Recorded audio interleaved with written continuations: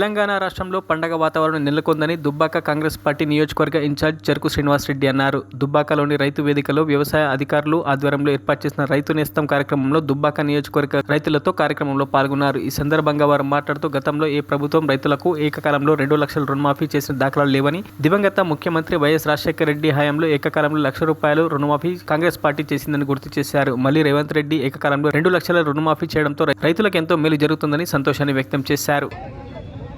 వరంగల్ డిక్లరేషన్ల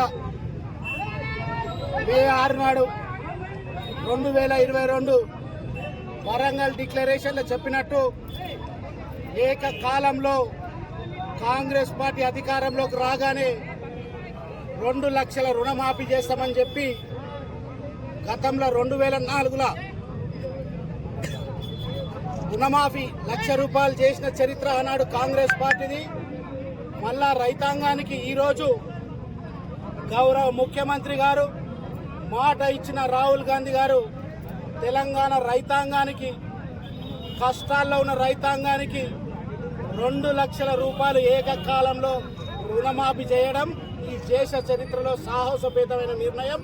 అప్పుల ఊపిలో TRS party Telangana సంపదను దోచుకొని అప్పుల ఊపిలో నెట్టిన ఈ తెలంగాణ రాష్ట్రంలో ప్రభుత్వం వచ్చినాక తెలంగాణ రైతాంగాన్ని ఆదుకోవాలని చెప్పి ఏకకాలంలో ఈరోజు ₹1,00,000 ఆగస్టు 15 లోపు 2 లక్షల